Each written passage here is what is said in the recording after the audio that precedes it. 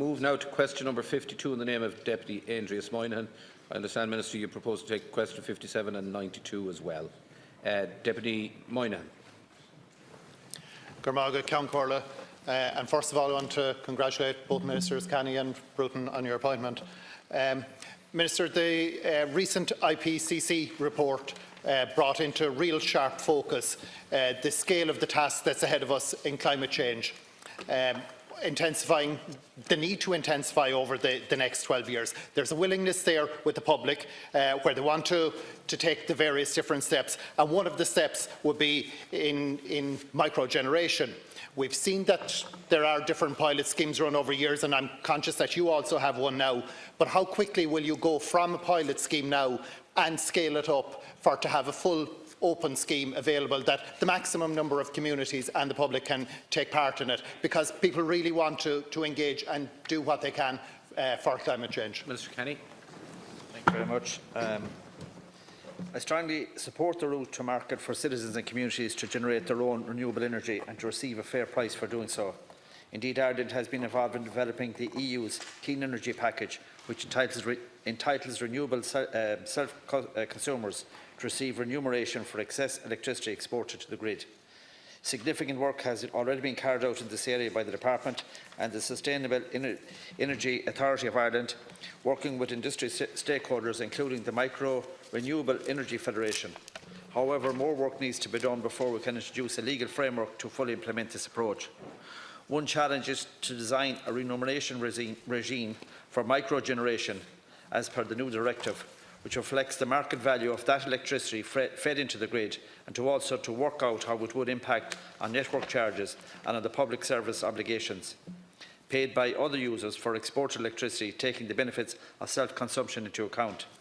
In July 2018, a new pilot scheme to support micro-generation was introduced, initially targeting domestic self-consumption through a grant scheme for solar PV installation and battery storage. Over 3,000 applicants have expressed an interest to date, and approximately 200 rebate claims are in process for payment by the SEAI, who are administering the scheme on behalf of the Department. A review next year of the pilot scheme will inform potential future phases of support for micro-generation. The Department currently also offers supports to communities and SMEs to support solar PV and other energy efficiency measures through the SEAI-led Sustainable Energy Communities and Better Energy Community schemes. Mr. Deputy Moynihan. Minister, to go back again to my original question, how quickly are you going to scale up that pilot scheme? We've seen that there are various pilot schemes have been run in the past in 2008, and the ESB had one previously as well. You have one running now for several months, and you're talking about doing a review next year. Minister, the IPCC set out that we have 12 years for to take action. There needs to be the strongest message they were out there with is urgency. There needs to be a greater level of urgency, and you're talking about sometime next year to have that review conducted.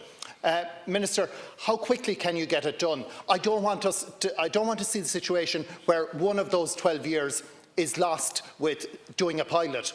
How quickly are you going to be up and running with that new scheme? You've already seen different aspects of the older schemes, and we need to see how quickly you'll do that. But also, Minister, what kind of targets are you setting on it? Will there be opportunities for communities to take part, and how widespread will it be? Deputy Deering. Likewise, I would like to ask the Minister, suppose, as regards the amount of electricity that can be generated from renewable sources. You know, we've seen in the last period of time in some areas move towards solar farms, let's say, for example. But it's a very slow process. You know, the farmer, for example, might get permission, but the chance of him getting connected to the grid could be a number of years down the line, and he is waiting for that. There's no incentive whatsoever. Likewise, we have seen in more recent times where there may be the development of the wind turbine, which in my opinion has a huge part to play in that regard.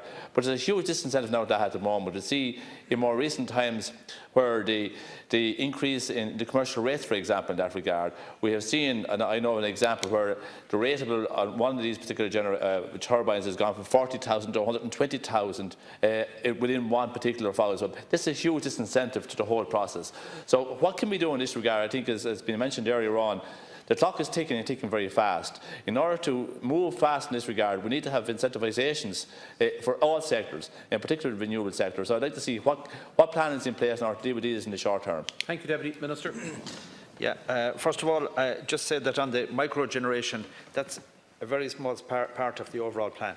It is important for communities, and it's important that we do that in a way that actually will work. It is expensive, so what we want to make sure is that whatever scheme we bring in, it is brought in that will be cost effective as well. So that's why the pilot has been done, and it will be renewed next year, and it will be brought forward. We're looking at other schemes, as I spoke about earlier, you know, the big schemes like the offshore energy, the onshore energy, the wind farms, solar, and they're all where you might get the bigger hits to create more sustainable energy. Referring to Deputy Deering, yes, we know that there is the problem is the delays in getting the processes and the consents, get your consent so that you can go and do the work. And I suppose the important thing here is that under there's a number of things. The local authority adaptation plans have now been published for local authorities, which will help them speed up the process by which planning permissions can be given. I suppose the other thing is that the action plan for climate change is being prepared by Minister Bruton, and that will be coming. It's an all cross-departmental plan, and that's something that will be coming in springtime. So I think what we need here is we need to make sure that we look at what the deficiencies are in our system for creating the environment so that people can actually get on with these projects, which are very worthy. And that's what the action plan is all about. Deputy Moynihan. Margaret, and thank you, Minister. Yes, you're right that microgeneration is just one of the components, one of the many components that are needed. And we want to give the maximum number of people, individual households, the opportunity to take their part, and also community groups. But, Minister, they need to get in there and have the opportunity as soon as possible. To go back to my original question, how soon are you going to have that scheme open and up and running for them? The pilot has been running several months. As I pointed out earlier, the clock is ticking. I don't want to see a situation where one of the 12 years is spent with a pilot scheme. When will that new open scheme be available so that the widest number of people can have an opportunity to participate? Minister, we need to go from talking the talk to not just walking the walk, but running. You're starting from a position where you're well behind. We need you to be up and running as quickly as possible and to have the maximum number of people that can take part in those schemes, individual householders and community groups, not just big commercial interests. Hearing. Count Corley again. Yeah, I welcome, I suppose, the progress has been made in the action plan of local authorities and the planning process. Well, I think that is definitely to welcome. But from what I can see, the big block seems to be the connection to the grids, from a solar farm point of view in particular. You know, the planning process could have been completed, and then the owner of the particular solar farm, for example, could be waiting a number of years before he will see payback in that regard. And that's a huge disincentive. If we want to get more of those particular facilities available, which I think will have a huge part to play, I think that has to be addressed. Also, regard the whole, I suppose, the whole planning process around the wind turbines, I think they need to be addressed as well. Now, we've had for a number of years, we're waiting for the regulations around those. I think that is, again, it's a drawback on those, and the clock is ticking in these things, and we need to see progress in them sooner rather than later. Minister. Thank you very much. And just to Deputy Moynihan, first of all, like there have this microgeneration pilot scheme that's in play at the moment, 3,000 applicants. Only 200 have actually applicants expressed an interest. Only 200 have come in for looking for a rebate. So we are running. We're not just crawling. We are running 3,000. And the other thing I want to say to you as well is that the communities and the small businesses are also being supported through the SEI-led schemes like Sustainable Energy Communities and the Better Energy Community schemes. They're there for the smaller communities, the community you talk about, the communities that I know as well that can apply for these schemes, and they're in the rural areas. So I think it's very important that they do that and that they know that these schemes are there for them to apply through the SEI.